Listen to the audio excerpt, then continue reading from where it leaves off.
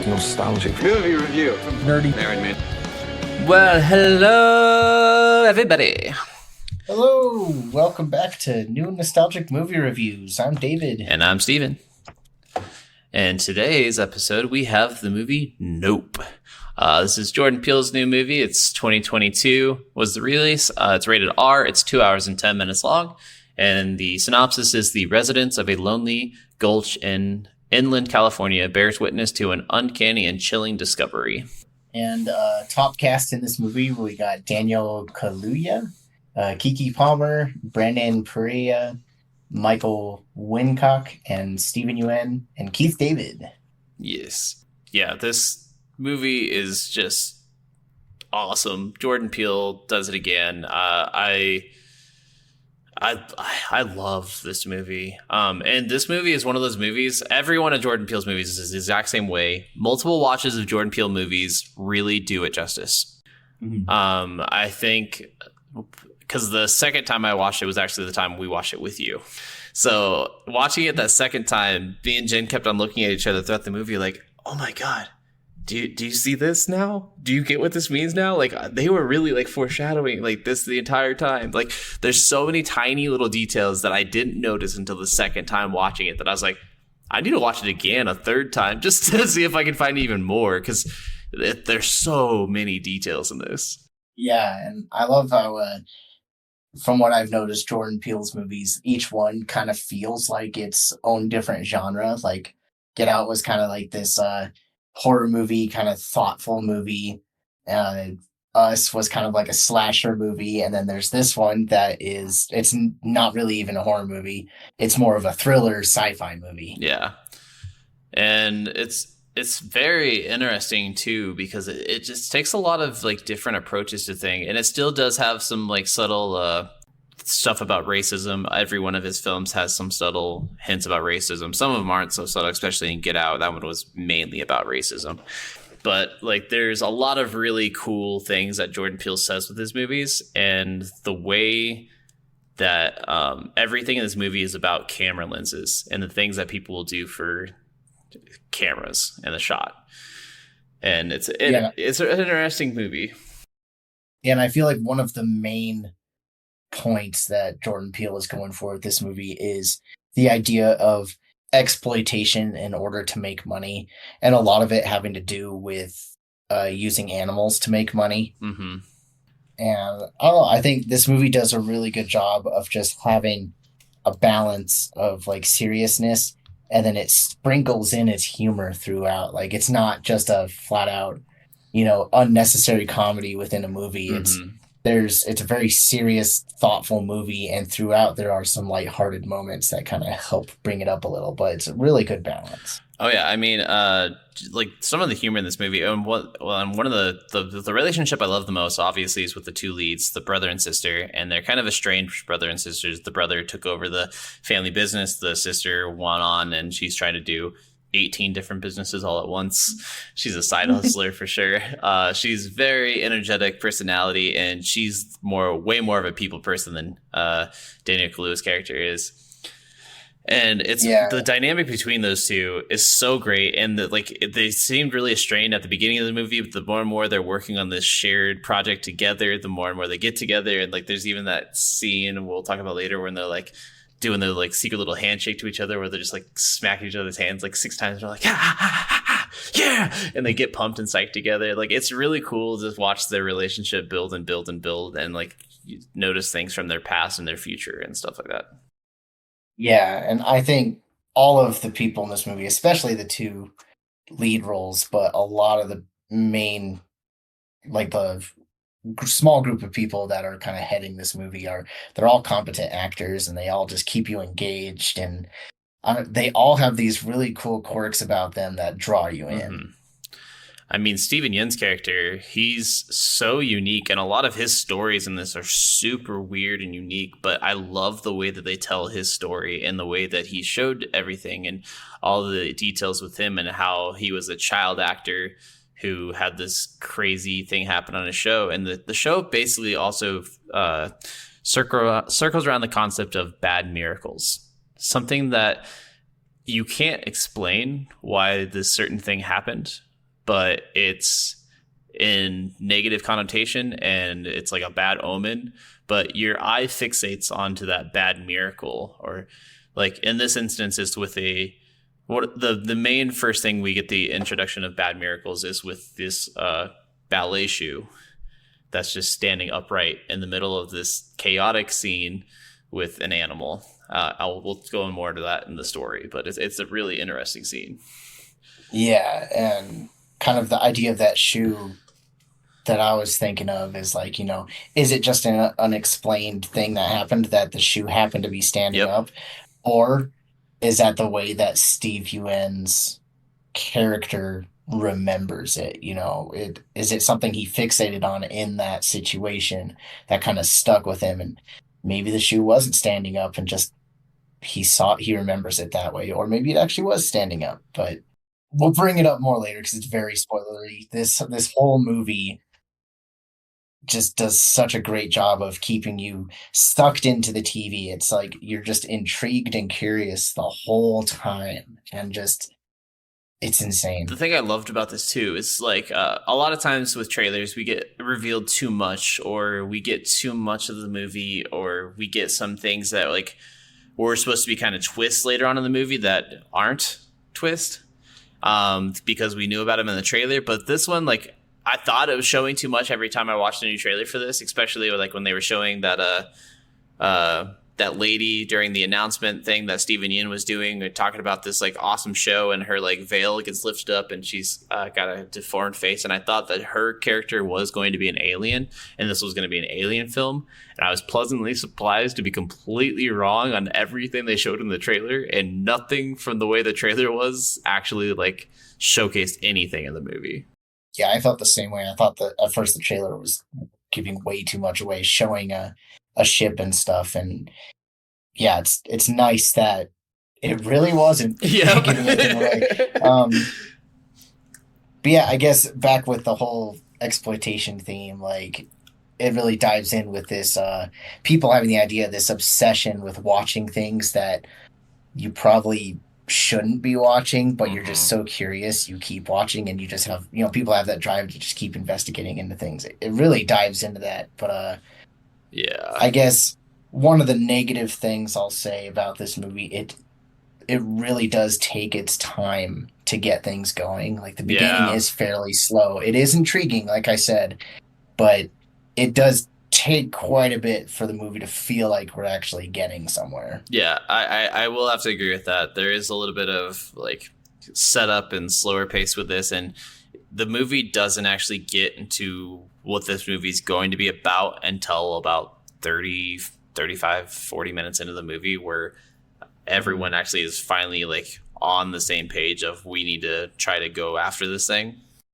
Yeah, I find it really interesting how the movie focuses. It doesn't give you answers flat out. Even by the end of the movie, like it never really dives deep explaining into what really is going on. The movie feels very theme focused, and it keeps things ambiguous to make it even more effective. And it does a really great job with that. Like, I think this movie does well with the whole less is more, and showing instead of telling.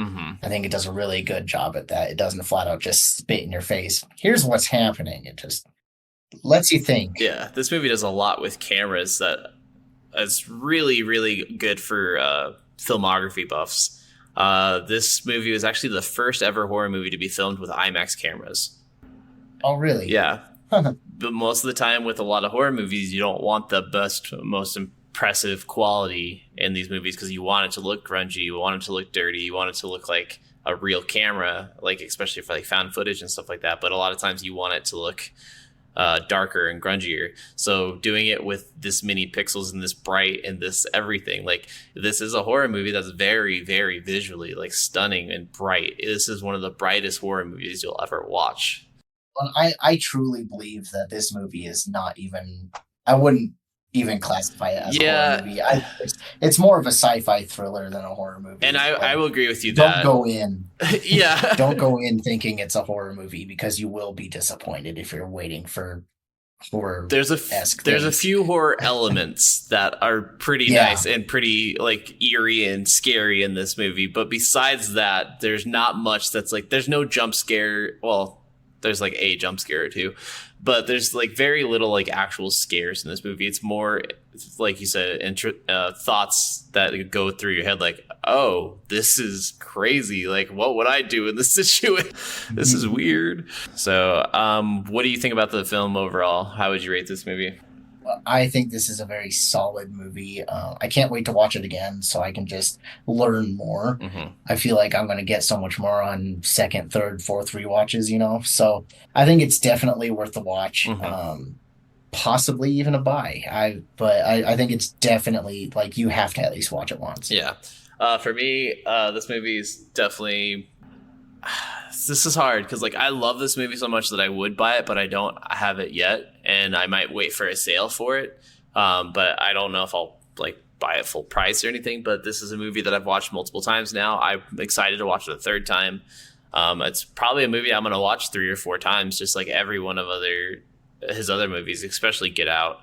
I think this one is. If you liked Get Out, this one is on par with Get Out. I wouldn't say it's better or worse. It's too different to say. I still think I like Get Out more, but I will say this one is right up there with it, and I think it's a lot better than Us. Yeah, so I guess what are we looking at next week? I think it was Invisible Man, if I remember right. That's right. Yeah, so next week we are looking at The Invisible Man. I think it's the one from like 2018 or something like that. Yeah.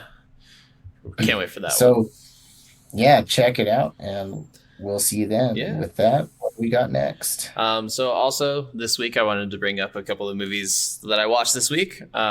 Just other random types. I had a movie day actually with our other brother Michael and my wife Jen. So we actually watched the 2 movies that we watched were Psycho Goreman and Wreck.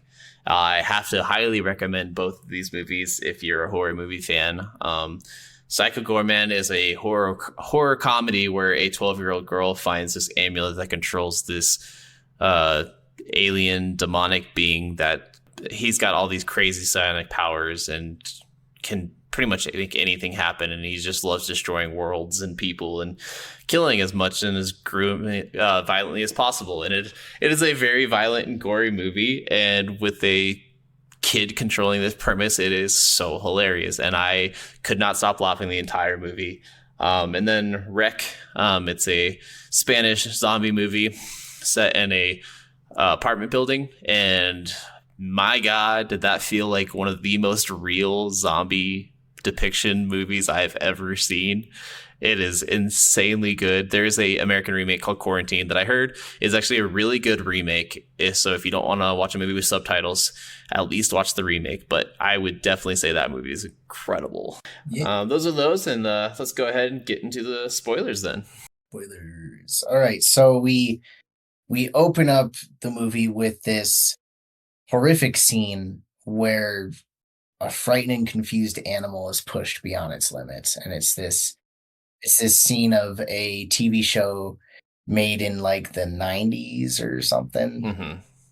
And this balloon popped, and this monkey goes crazy. Yeah, and starts attacking everyone and kills almost everyone there. But it's a good example of this kid survived, but later on we learn this is a good example of how like a survivor of a tragedy exploits that tragedy, as like a cheap sideshow to kind of make more money in the future. Yeah, and his character does that with just a lot in this movie. And once we watch the kind of that opening scene, I think that's where it jumps into Daniel Kaluuya's character talking to some Hollywood execs on a site where they're going to be filming a commercial, if I remember right. I think right before that we cut to him talking to his dad. Oh, right? yeah, you're right. Sorry. So yeah, the character, his name is OJ, the main character. He's talking to his dad, Otis. Kind of finishing up for the day. They owned this horse ranch, and what they do is they provide horses for movies to do stunt work with horses. Mm-hmm. So they're talking and bringing things in, and he's talking to his dad. And as he's walking up to the house, he just hears things start hitting the ground, and he turns around and he sees the dad on his horse walking away, and his dad is kind of slumped over, falls off the horse. Yep, and he's driving to the hospital. There's blood everywhere, and find out that was it a nickel? I think it was had fell and pierced through the dad's skull and actually killed him. Yeah, it went like through his eye and into his brain and killed him. And there was even there's a house key that was stuck in the horse's hind leg. Yeah.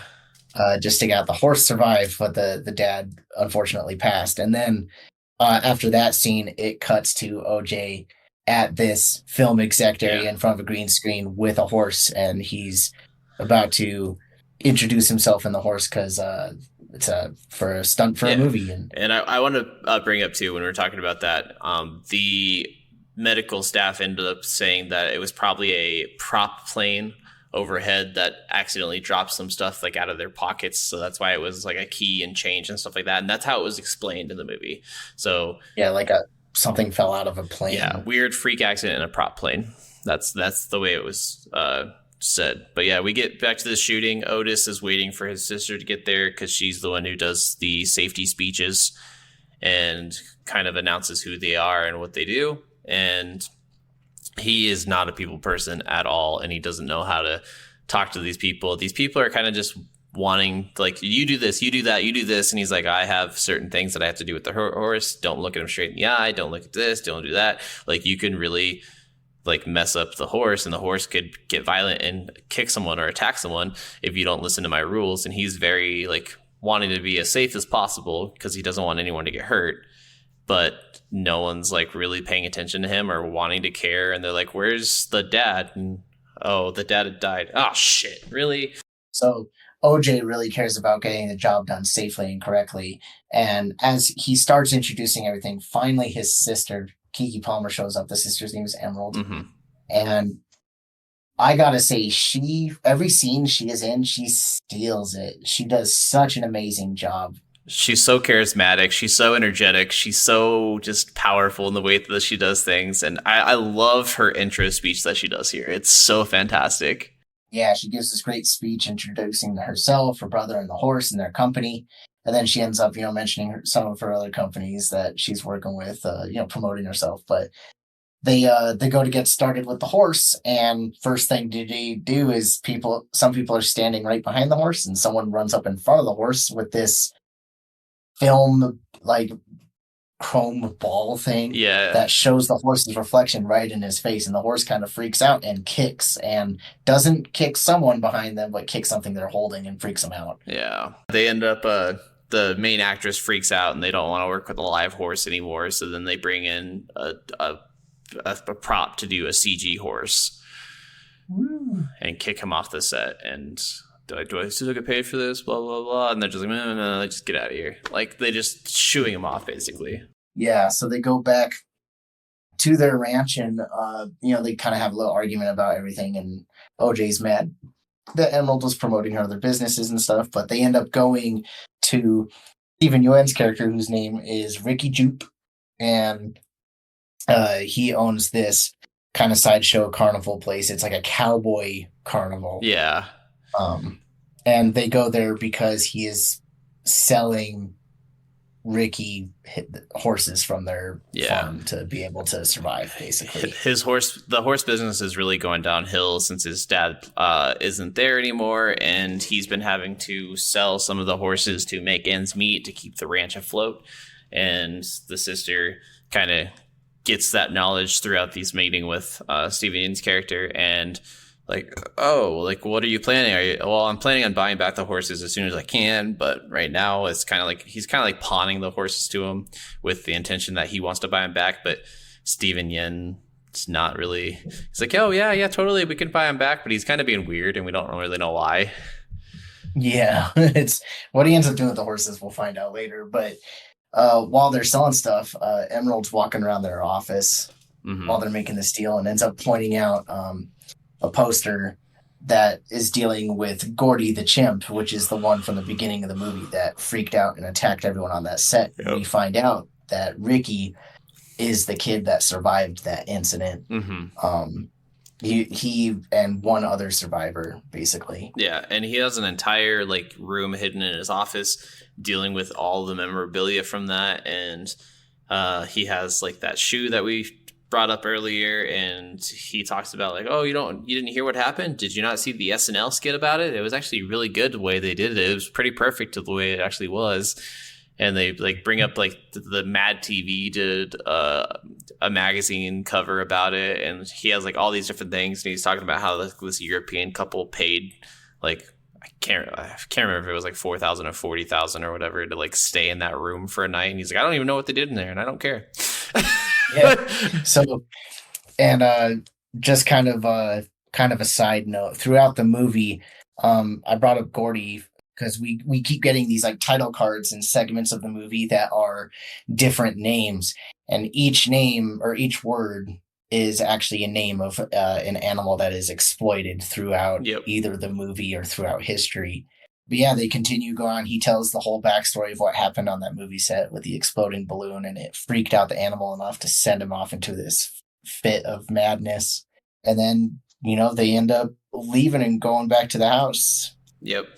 And she's talking about like wanting to do something or hang out or blah blah blah, and he's like, I've got to get stuff ready for work tomorrow, I don't want to stay up late, blah blah blah. And they just have kind of these like weird interactions with each other, and like talking about their dad and talking about the ranch, and he's like, well, I don't want you deciding anything because you haven't even been around, and these kind of things, and like, where have you been, like what have you been doing, like you want to come up here and tell me how to run the horse business now, and like we're not getting the business we were getting, we're not getting jobs like we did with what was the Scorpion King was the one they keep bringing up. Yeah. So, and then they notice like some weird things start happening, like throughout the house they have sections where like the power kind of flickers and goes out for times, and something ends up getting into their barn and they're not sure what it is. Mm-hmm. So they go in to like take pictures, and they realize that like these hairy alien-like figures show up. Yeah, this was a really interesting scene too, because like this was so unexpected to see like these aliens' heads like keep popping out, and they look like kind of like young kid height, and you're just like, what are these things? And they're being really creepy, and they like keep poking their heads up and putting them back in, and then like walking up slowly to him, and he's like trying to like film them thinking they're actually aliens or something. And then he gets jump scared by one of them and punches it in the face, and then takes off their mask, and it's Jupe's kids. Yeah, it's a bunch of kids from the carnival trying to mess around because they believe aliens are real, but they're trying to mess with them. Mm-hmm. It's such a weird scene, but this is one of the scenes that kind of has like the horror elements where you're like, you don't know what's going on at first, and you're like, oh, this is actually like kind of creepy. Well, and they kind of trick the audience with thinking that there are actual aliens. And I mean, aside from like the hairy, like monkey-esque bodies of the alien costumes they're wearing, the heads do look like the typical big gray alien heads with the big eyes. Yep. And, classic alien, I was gonna say, after that they end up deciding to try to figure out what's going on, and other things keep happening, so they decide to go get some updated cameras for their ranch to kind of try to catch whatever is going on. Yeah. And they meet this guy, I think his name's Angel in the movie, at this like Best Buy kind of store. Best Buy. Yeah, wants to like set up the cameras and stuff for them, and he's like, well, what are you guys trying to find? And he's like, hey, you guys are pointing the cameras up at the sky, like, are you trying to, what are you looking at, what are you trying to capture up here, like, why aren't you like pointing at the ground? So he's just like really, really curious, and they think there might be actually something up in the sky, and they notice like one of the clouds above a certain like of the valley that's by their horse ranch, like just miles below the horse ranch. This cloud hasn't moved in days, weeks, and he's like, I don't know if I've seen that cloud move in 6 months, and I just haven't realized it. But now that I've been looking at it and seeing it, that cloud hasn't moved in like 6 months. Like, and the horses have been acting really weird, and we keep hearing these weird noises at night, and sometimes you hear these like almost like muffled scream kind of sounds, like, ah, yeah. ah, ah. And you're like, what is that? So yeah, it's interesting. They start putting up all the cameras and stuff, and then Angel's like wanting to say, hey, I can be an extra pair of eyes watching the cameras for you at all times. And they're like, no. But he does it anyway. He's spying on them. Yeah, they end up getting him to help anyway, since he is. But they end up going back to that carnival, and they steal this like horse statue that has a flag string on it to kind of see what's going on. And they end up seeing this ship-like thing that they're not sure it happens so fast, but picks up this statue and ends up spitting it back out like the flag and stuff. Yeah, which we get this funny interaction with Stevie Yeun's character. It's like, hey, where did you get that horse? That decoy horse you got there? I'm missing one. Oh, really? That sucks. It's a really, really like funny reaction. Like, yep. Well, you guys should come see the show I'm having down on the ridge. Yeah, we'll be there. Yeah. So they end up getting, Angel to help them, and then they end up convincing Michael Wincott's character, which we see him earlier in the movie operating a camera at that stunt scene. Yeah. And it turns out he's one of the best cameramen. He catches a lot of like uncatchable shots. Yeah, he catches a lot of the most unique like animal shots there are of certain animals that we don't really get to see, and like some of them fighting and stuff like this. And he's always looking for the money shot. Yeah. So he even mentions, he ends up seeing them, and he ends up talking about that cloud too that doesn't move with the wind or anything. But we then cut to probably like if you have any claustrophobia or anything, like the next scenes after that get you. But they end up at one of the shows that Ricky Jupe is putting on, and he unveils this clear box that inside is the horse that he ended up buying from OJ's character.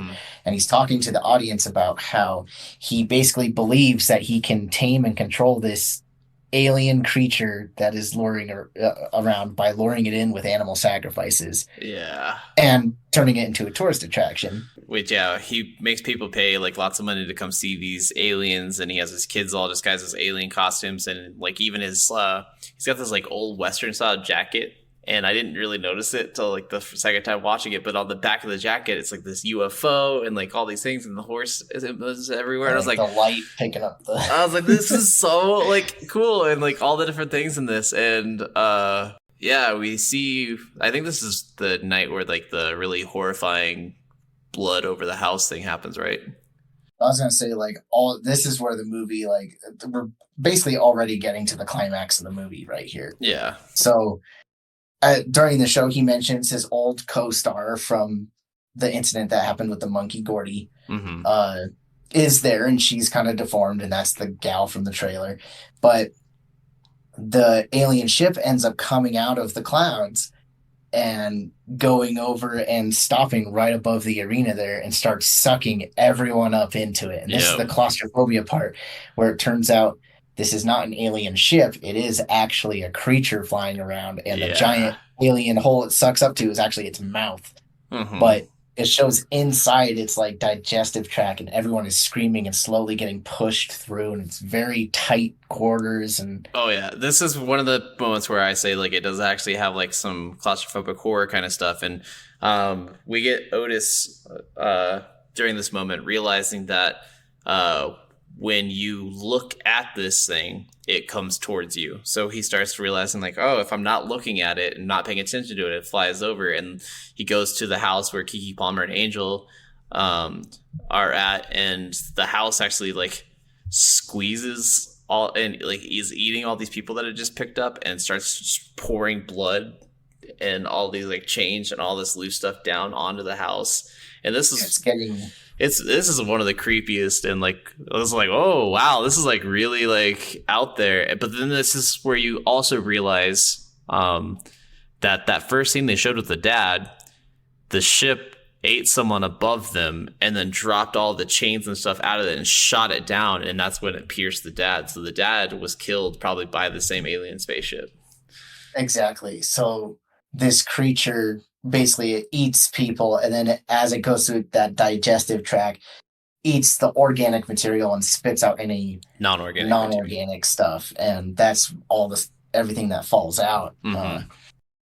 And so after that, they're like, you know what, we need to catch footage of this thing now. So they bring in, that camera guy, and they have this plan to trap it. And I love this plan because they know that it somehow disrupts electrical magnetic fields. Mm-hmm. And so they take a lot of those like inflatable arm flailing tube men from car lots and whatnot. They place them throughout the whole field because as the creature flies above them, they will turn off and float down, and then they'll turn back on and float up as they're back able to work. This is one of the small details I really appreciated with this, because a lot of times in these movies, we wonder where they got all these things and stuff like that. It shows the locations where they steal all these items, but then it also shows how they get the power to power all these, because that angel guy who works at the store is really good with electronics. He actually... all the people that were killed at Juniper's place, all their cars were still there. So they go into the crime scene and steal all these batteries out of these cars and hook all these batteries up individually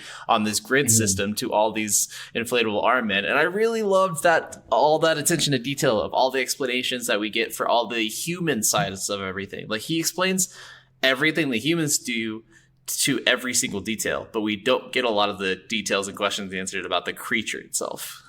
Yeah, so we then get to the point to where they're trying to lure this thing out so they can get good footage, and they have a good idea at first, and while they're trying to do that, a reporter on a motorcycle shows up, and he's wearing a chrome dome motorcycle helmet. Yep. And trying to get footage and stuff, and he ends up looking directly at the creature and getting eaten and sucked up, and it was a battery-powered motorcycle that died, yep. So that's why he couldn't leave or anything. Because he was going like 60 miles an hour towards this beast, and then because it shuts down electrical grids around it, they even mentioned, like, the director, I was like, what happens when a 65-mile-an-hour electric bike hits an electric field that destroys all power? And then all of a sudden you just...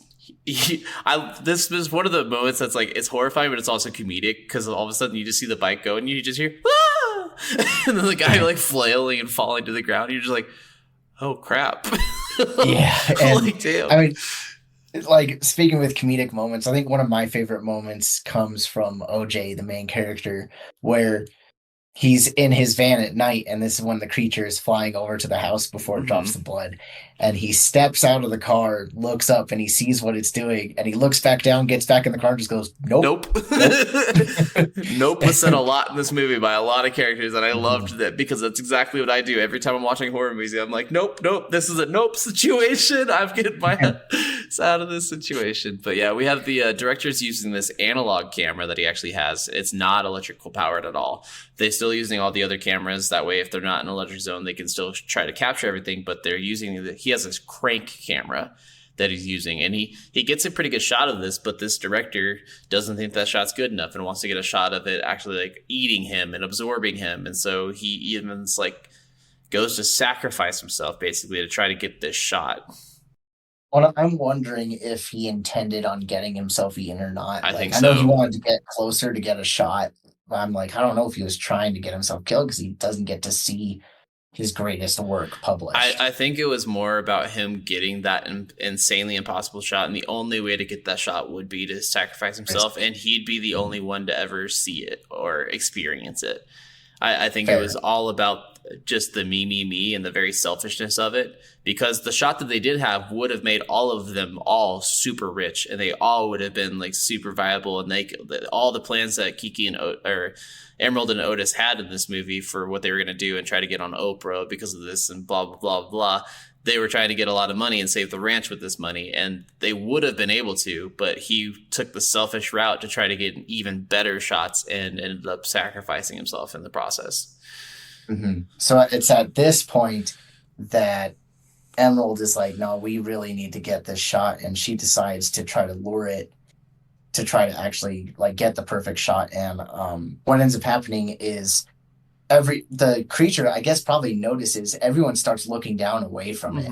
And so it ends up doing this cool transformation. Like it becomes all like ribbon like and threads out and like almost looks like a parachute or something. I don't know. It's really It's cool very design. reminiscent of a lot of old camera and stuff. The way it even like expands and it goes foof, foof, Yes. foof. And the reason it kind of opens up like that, what I think anyway, is it's trying to get a reaction from people to get them to look at it.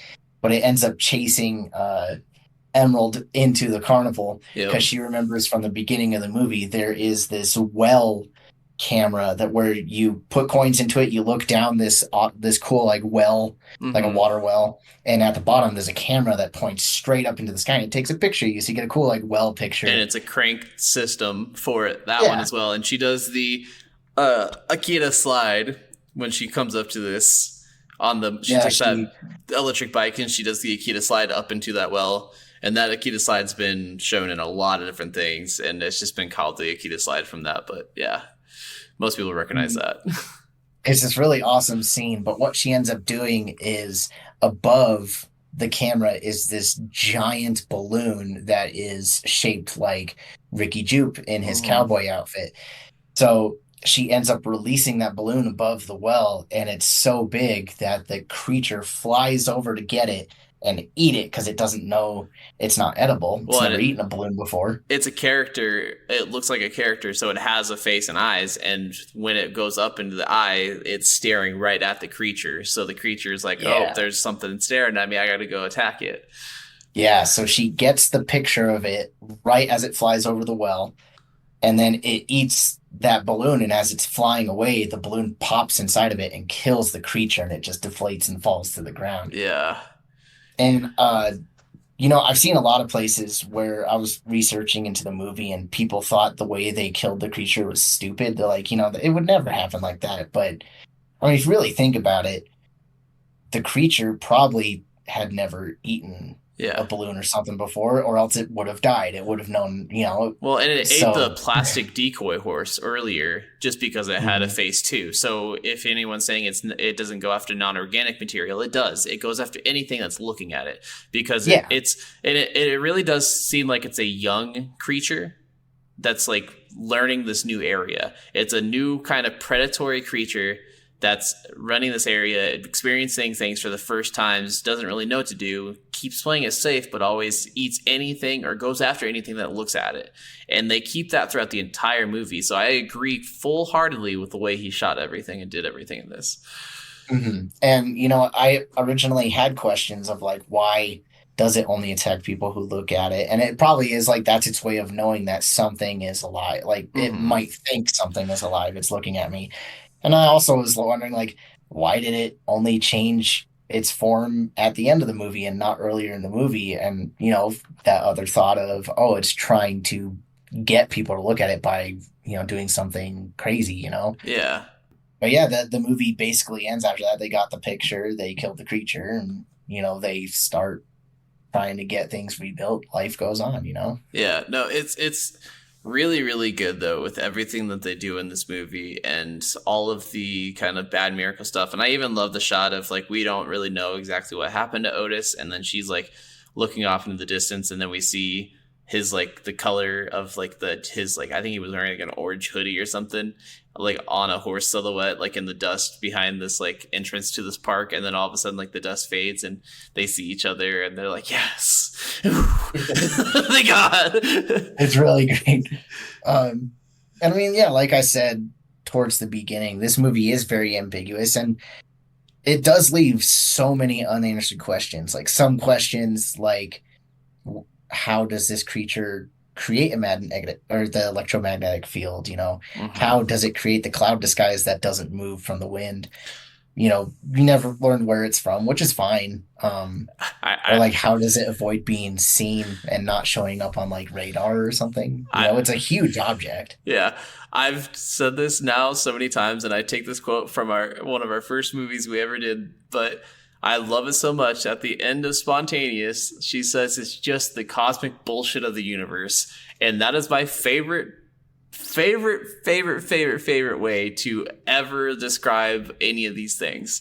And oh yeah, I love it because like when talking about like what Jordan Peele was planning with this, like Jordan Peele cites that 1933's King Kong, Jurassic Park, Close Encounters of the Third Kind, Signs, and The Wizard of Oz were influences for this film.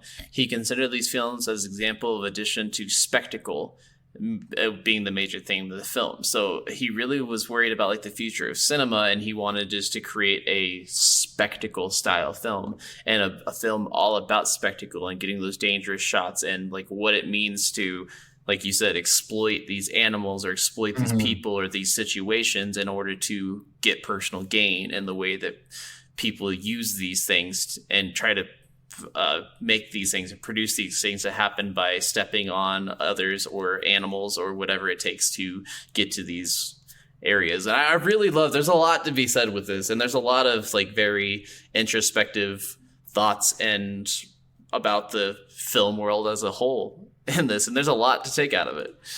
Yeah, I think this movie definitely warrants at least like 2 rewatches afterwards. It's a really great movie. I do have I understand why they're not in the movie, but a couple questions I had about the movie were like, one, wherever they're at in the world, they're in like Texas or something. I'm not sure, but it's a California Valley, I believe. Is it? Yeah. But I'm wondering like, why doesn't anyone try shooting at the thing? I mean, there's a bunch of ranchers around. Ranchers have guns, right? Why don't they try shooting at it? But also, I can understand like why they probably don't call the police or government before they have proof, because like who's gonna believe me and come out here and check it out? But after they have the first even slight weird things happen, why not call the police or government? And if they realize it's that big of a scale of a threat, like the government would have like jets or something to come in and fight this thing. Well, because it wasn't a thing of them wanting to oppress it or kill it or any of that. It was them wanting to use it for their own gain of getting notoriety. Like they're losing their ranch, so if they sell this clip of this UFO that no one has and they get this famous director to film it, then they're really going to have everyone in Hollywood believe their story, because this director has got such a high reputation that if he comes out with this clip and they got it on his ranch, they're all going to rise from it. Oh yeah, like I understand trying to like save your ranch, and I mean they're dealing with the whole theme of the movie, the whole exploitation to make money. But it's just I'm just curious, like why not do both? Try to get that shot, but also get someone involved that can help you fight this thing. I mean, it was very lucky that they were able to get that thing to eat the balloon and basically kill itself. Oh yeah, no, like they definitely walked out of that alive when a lot of places, in a lot of ways, they shouldn't have. But I do like how the movie basically starts and ends with a balloon popping. Yes, that's very true. There's so many tiny little details like that you don't notice because of that. Yeah. So that's Nope. Final thoughts. Take a look at it. It's a very interesting movie to watch and definitely worth it. Oh yeah. This movie pairs very well. Another like double feature addition for this one. I think this movie pairs well.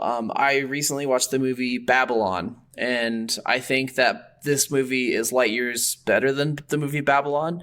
But I think they both approach the way we look at film and the way that we exploit certain things in film in a certain way. Babylon is a 3-hour movie with Margot Robbie and a bunch of other really famous people in it. But it's a movie about how films were made when like color films were first starting to be a thing, and sound in films were first starting to be a thing. And there's a lot of really hidden details in this and a really hidden meaning at this. And it's a lot about exploitation and a lot of people like rising and falling in fame. And it doesn't matter if you've acted in 100 or 200 different things at the end of your career. A lot of times you just take a lot of whatever roles you can because you're not getting the lead roles in anything anymore. And it ends up being surprisingly about the movie Singing in the Rain. And sounds kind of interesting. It's a very unique and interesting movie, but it has a lot of the same things it says about the film world and how films are made and what people are willing to do for films and will For kind of fame. for fame and stuff like that. So I think this would be a good pairing with that one. It is a long one, and I don't think it's that's not a movie that I would buy, but it's a movie that's worth a watch at the very least. And so I think that'd be a good pairing with this. Nice. So yeah, that was Nope. Yeah. And we'll see you next week we'll for the see you Invisible next time. Invisible Man. Woohoo! All right, bye.